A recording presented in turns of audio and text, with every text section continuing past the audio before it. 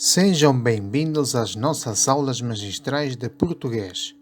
O tema deste vídeo intitula-se Vocabulário e Léxico, segunda parte, formação de palavras por derivação e composição.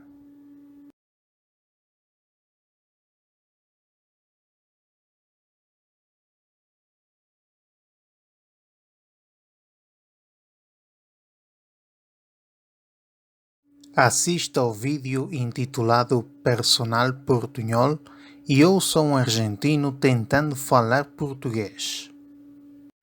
Personal te sigue dando siempre más beneficios, así que necesitamos más temas para poder seguir aprovechándolos. Hoy hablemos de... ¿Por qué creemos que sabemos hablar portugués? Alô, parlo con la pousada do mar? Como vai? Como stai? Io chiamo por una abitacionzinha che você tiene in suo hotelinho. Você me entende? Eu ho visto na internet l'abitação da praia. Esta in frente. Me gosta. Me gosta molto.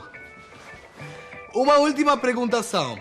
L'hotelinho tem desayunação incluído? Muchas gracias. Hay muchos beneficios para vos. Vas a necesitar más temas. Con el pack llamadas hablas sin parar a otro personal y pagás solo el primer minuto. Activalo por 5 pesos en el asterisco 151.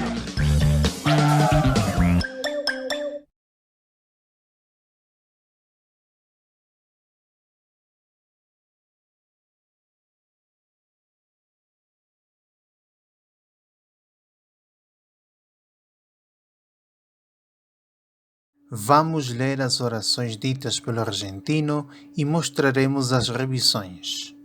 A oração número 1 diz: Alô, falo com la pousada do mar. Em português deve dizer alô, ou também estou, no caso de Portugal, falo com a pousada do mar. A oração número 2 diz: como vai, como está? Em português deve dizer como vai você, como está você. A oração número 3 diz: eu quero por uma habitacionzinha que você tiene em seu hotelinho. Em português deve dizer: eu quero um quarto que você tem no seu hotel. A oração número 4 diz: você me entende? Neste caso, é a única oração que está correta. A oração número 5 diz: eu he visto na internet la habitação, la praia. Em português deve dizer: eu tenho visto na internet o quarto, a praia. A oração número 6 diz: está em frente. Em português deve dizer: fica em frente. A oração número 7 diz: me gosta. Me gosta muito.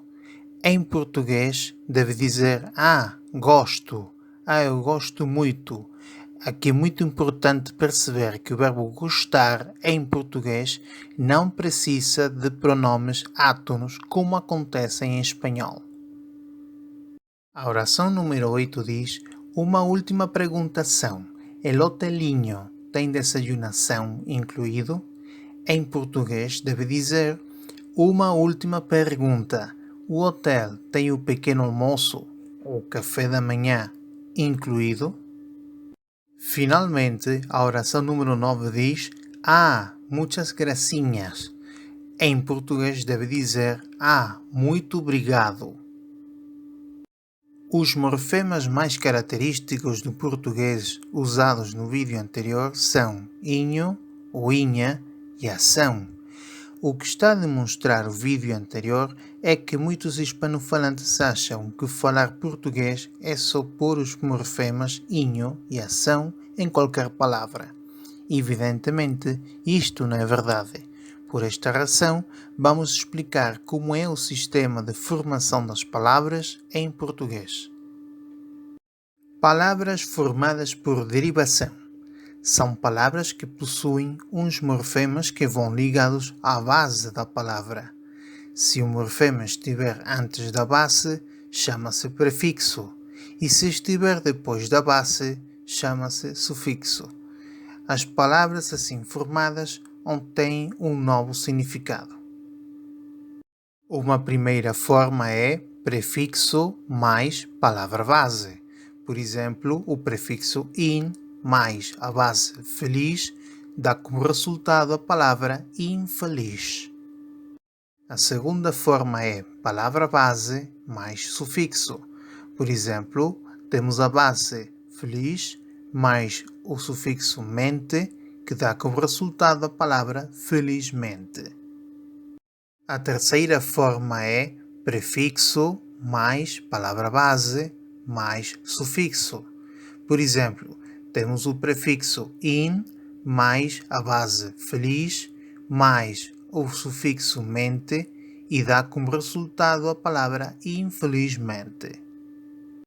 Na seguinte tabela apresentamos alguns exemplos de prefixos do português. Por exemplo, temos des, que significa separação, ação contrária, como a palavra desfazer. Depois temos extra, que significa posição exterior, fora de, intensidade. Por exemplo, extracurricular, extrafino, extra-hospitalar. Depois temos infra, que significa abaixo, embaixo, em posição inferior. Por exemplo, infra-humano, infravermelho. Depois temos per, que significa movimento através de, por exemplo, percorrer, perfurar. Depois temos pós, que significa posterioridade, por exemplo, pós-guerra, pós-graduação. Logo temos re, que significa repetição, por exemplo, reconstruir, refazer, reler. Depois temos vice, que significa subalternidade, por exemplo, vice-cônsul. Depois temos arqui, que significa superioridade, por exemplo, arquiduque, arquirmandade. E finalmente temos hipo, que significa posição inferior ou insuficiência, por exemplo, hipotensão, hipoderme. Na seguinte tabela apresentamos exemplos de sufixos do português. O primeiro caso é são, que significa resultado da ação. Por exemplo, criação, castração. Depois temos eiro, que significa ofício e também objeto de uso. Por exemplo, padeiro, carpinteiro, pulseira, viseira, cabeleira. Temos vários tipos de diminutivos. O mais conhecido é inho ou inha. Por exemplo, pauzinho, mocinho. Mas também temos ino ou ina. Por exemplo, pequenino. E também ito, ita. Como por exemplo, rapazito. Também temos o sufixo ista, que também quer dizer ofício. Por exemplo, cientista, dermatologista, cardiologista. Temos outro sufixo que é vel, que significa possibilidade. Por exemplo, louvável, palpável, punível. Depois temos osse, que quer dizer infecção. Por exemplo, dermatose ou virose. E finalmente temos o sufixo ite, que significa infecção ou doença. Por exemplo, bronquite, gastrite, tendinite. Palavras formadas por composição. São palavras formadas por outras palavras. Os vocábulos assim formados obtêm um novo significado que às vezes não tem nada a ver com as palavras ou radicais originais. Palavras compostas por aglutinação ou morfológicas são a associação de dois ou mais radicais, os quais podem ser de origem portuguesa ou, muito comumente, de origem greco-latina. Por exemplo, temos o radical demo, que é de origem grega, que quer dizer povo, e também temos o radical krasia, que quer dizer governo. A união destes dois radicais forma a palavra democracia, que quer dizer o governo do povo. Na seguinte tabela apresentamos outros exemplos de palavras compostas por aglutinação. Girassol, que é uma planta da família das compostas cujas flores, grandes e amarelas, se voltam para o sol. Pontapé, que é uma pancada com a ponta do pé. Aguardente, que é um líquido espirituoso resultante da destilação do vinho, de licores, de cereais, de tubérculos, etc. Pesticida, que é um produto destinado a lutar contra os parasitas animais e vegetais das culturas. Ferrovia, que é uma via de comunicação formada por carris e onde circulam comboios ou afins. Como podem observar, são palavras formadas por duas palavras.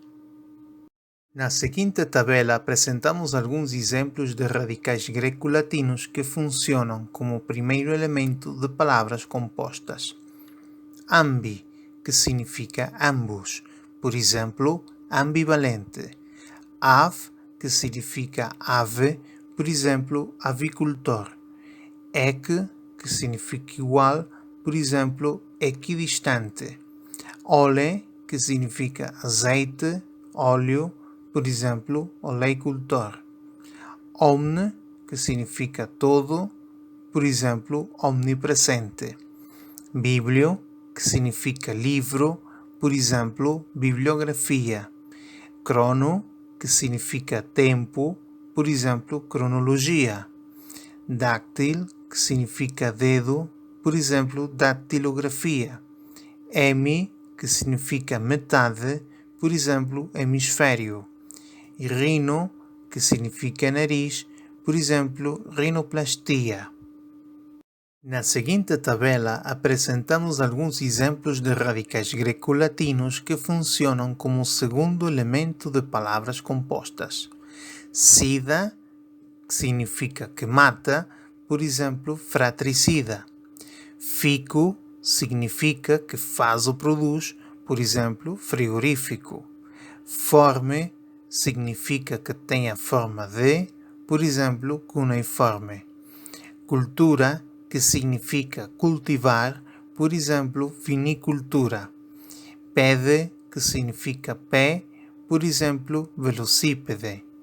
Doxo, que significa que opina, por exemplo, ortodoxo.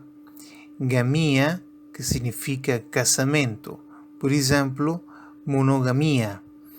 Pole, que significa cidade, por exemplo, metrópole. Scopia, que significa ver, por exemplo, endoscopia. E terapia, que significa cura ou tratamento, por exemplo, fisioterapia. Palavras compostas por justaposição ou morfossintácticas. Em português, as palavras formadas sob este mecanismo unem-se com hífen. Temos, por exemplo, peixe e espada. A união destas duas palavras forma peixe-espada. Na seguinte tabela apresentamos outros exemplos de palavras compostas por justaposição ou morfossintácticas. Por exemplo, temos guarda-redes, que é um jogador que, em alguns desportos, como por exemplo handebol, futebol, hóquei, etc., tem por missão impedir a entrada da bola na baliza. Chapéu de chuva é um objeto portátil para abrigar da chuva, formado por uma armação de varetas móveis, coberta de pano e uma haste central que serve de cabo. Também é conhecido como guarda-chuva. Beija-flor é a designação comum, extensiva a diferentes aves americanas da família dos troquilídeos, de pequeno porte e plumagem colorida, que se destacam pela capacidade de se manterem suspensas no ar enquanto usam o bico fino e longo para sugar o néctar das flores, sendo também conhecidas como chupa-flor, colibri, suga-flor, etc. Lava-loiça é um dispositivo de cozinha para a lavagem da louça, instalado por baixo de torneiras de água com uma ou mais bacias escavadas no tampo e providas de abertura de escoamento no fundo. Ou cavalo marinho, que é a designação comum extensivos peixes teleósteos do gênero Hippocampus da família dos cygnatídeos, encontrados em águas temperadas e tropicais que se caracterizam por nadarem em posição vertical e por possuírem boca tubular, cauda preensil e perfil que se assemelha ao de um cavalo. Também é conhecido como hipocampo. Muito obrigado pela vossa atenção.